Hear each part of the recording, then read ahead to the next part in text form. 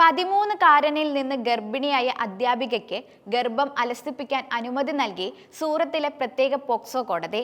13കാരനായ വിദ്യാർത്ഥിയെ പീഡിപ്പിച്ച കേസിൽ പോക്സോ വകുപ്പുകൾ പ്രകാരം അറസ്റ്റിലായ 23കാരിക്കാണ് ഗർഭം അലസിപ്പിക്കാൻ അനുമതി നൽകിയിരിക്കുന്നത്.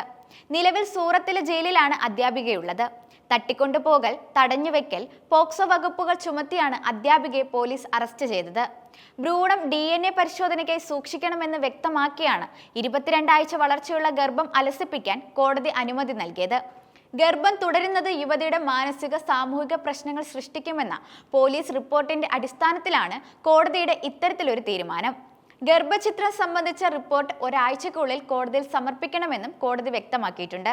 വർഷങ്ങളായി തന്റെ ട്യൂഷൻ ക്ലാസ്സിലെ വിദ്യാർത്ഥിയായിരുന്ന 13കാരനെ തട്ടിക്കൊണ്ടുപോയതിന് പിന്നാലെ 6 ദിവസത്തെ തിരച്ചിലിനൊടുവിലാണ് പോലീസ് ഇരുവരെയും കണ്ടെത്തി അറസ്റ്റ് ചെയ്തത്. 13കാരന്റെ പിതാവിന്റെ പരാതിയിലായിരുന്നു യുവതിയുടെ അറസ്റ്റ്. ഗർഭത്തിന് ഉത്തരവാദി 13കാരനാണെന്ന് അധ്യാപിക മൊഴി നൽകിയതോടെ DNA പരിശോധന നടത്താനുള്ള നീക്കത്തിലായിരുന്നു പോലീസ് ഉണ്ടായിരുന്നത്. ഏപ്രിൽ 29-നാണ് അധ്യാപിക അറസ്റ്റിലായത്. നിലവിൽ സൂറത്തിലെ ജയിലിൽ കഴിയുന്ന അധ്യാപിക ഗർഭസ്ഥ ശിശുവിനും തനിക്കും ജീവന് ആപത്തുണ്ടെന്നും പ്രസവ സമയത്തടക്കം അപായപ്പെടുത്തിയേക്കുമെന്നാണ് കോടതിയിൽ നിർണായക ഹർജിയിൽ വിശദമാക്കിയിരിക്കുന്നത്. ഏപ്രിൽ 25-നാണ് 13കാരന്റെ മാതൃക അധ്യാപികയായിരുന്ന 23കാരി വിദ്യാർത്ഥിയുമായി പട്ടാപ്പകൽ കടന്നുകളഞ്ഞത്. CCTV ദൃശ്യങ്ങൾ പിന്തുടർന്ന് നടത്തിയ പരിശോധനയിൽ 6 ദിവസത്തിന് ശേഷമാണ് ഇവരെ കണ്ടെത്താനായത്. ഏതാനും വർഷങ്ങളായി 13കാരന്റെ സ്വകാര്യ ടീച്ചറായിരുന്നു അധ്യാപിക. കഴിഞ്ഞ വർഷത്തോടെയാണ് 13കാരൻ അധ്യാപികയുടെ ഒരേയൊരു സ്വകാര്യ വിദ്യാർത്ഥിയായത്. 5 വർഷത്തോളമായി 13കാരന് ട്യൂഷൻ നൽകി വരികയായിരുന്നു അധ്യാപിക.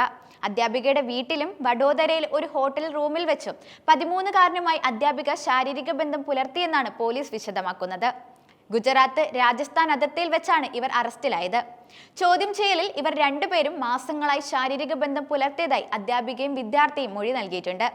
കൗമാരക്കാരനുമായുള്ള ബന്ധത്തിൽ നിന്നാണ് യുവതി ഗർഭിണിയായതെന്ന് അവർ സമ്മതിക്കുകയായിരുന്നു. ഈ വെളിപ്പെടുത്തലിനെ തുടർന്ന് പോലീസ് അധ്യാപികയ്ക്കെതിരെ പോക്സോ നിയമപ്രകാരം കേസെടുക്കുകയായിരുന്നു.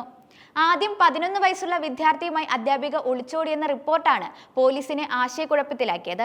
എന്നാൽ പിന്നീട് കുട്ടിയുടെ യഥാർത്ഥ പ്രായം 13 സ്ഥിരീകരിക്കുകയായിരുന്നു. രാജസ്ഥാൻ, ഗുജറാത്ത് അതിർത്തിക്ക് സമീപം ഷംലാജിയിൽ വെച്ചാണ് ഇവരെ പോലീസ് പിടികൂടി സൂറത്തിലേക്ക് തിരികെ കൊണ്ടുവന്നത്. പ്രാഥമിക ചോദ്യം ചെയ്യലിൽ അധ്യാപികയുടെ ട്യൂഷൻ ക്ലാസുകളിൽ പങ്കെടുത്ത വിദ്യാർത്ഥിയും അധ്യാപികയും തമ്മിൽ അടുപ്പമുണ്ടായെന്നും തുടർന്നാണ് ഇരുവരും ഒരുമിച്ച് ഒളിച്ചോടാൻ തീരുമാനിച്ചതെന്നും വ്യക്തമാവുകയായിരുന്നു. സൂറത്തിൽ നിന്ന് ഏപ്രിൽ 25-ന് കാണാതായ അധ്യാപികയും വിദ്യാർത്ഥിയും ബുധനാഴ്ച പുലർച്ചെയാണ് ഗുജറാത്ത്, രാജസ്ഥാൻ അതിർത്തിക്ക് സമീപം കണ്ടെത്തിയത്. പ്രായപൂർത്തിയാകാത്ത ആൺകുട്ടിയുമായി അധ്യാപിക പലതവണ ലൈംഗിക ബന്ധത്തിൽ ഏർപ്പെട്ടതായി അന്വേഷണത്തിൽ തെളിഞ്ഞതോടെയാണ് പോലീസ് പോക്സോ നിയമം ചുമത്തിയത്.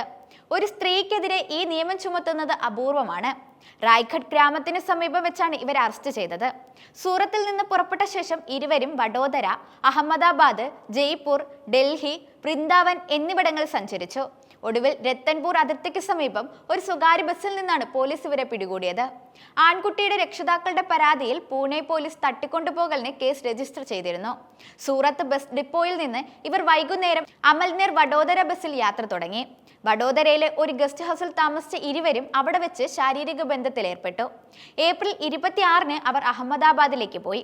അവിടെ കങ്കാരിയ തടാകം സന്ദർശിച്ച ശേഷം രാത്രി ജയ്പൂരിലേക്ക് പോകുന്ന സ്ലീപ്പർ ബസ്സിൽ യാത്രയായി. ജയ്പൂരിൽ ഹവാമഹൽ ഉൾപ്പെടെയുള്ള വിനോദസഞ്ചാര കേന്ദ്രങ്ങൾ സന്ദർശിച്ച ശേഷം ഡൽഹിയിലേക്ക് പോയി. ഡൽഹിയിലെ മാർക്കറ്റുകൾ സന്ദർശിച്ച ശേഷം വൃന്ദാവനത്തിലേക്ക് പോയി.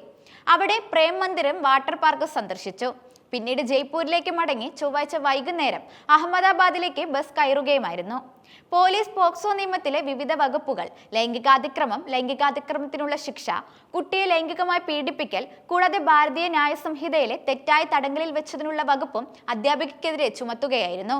അധ്യാപിക പർവത് പാട്ടിയയിലെ ഒരു അപ്പാർട്ട്മെന്റിന്റെ 3-ാം നിലയിലും ആൺകുട്ടിയുടെ കുടുംബം 2-ാം നിലയിലുമാണ് താമസിച്ചിരുന്നത്.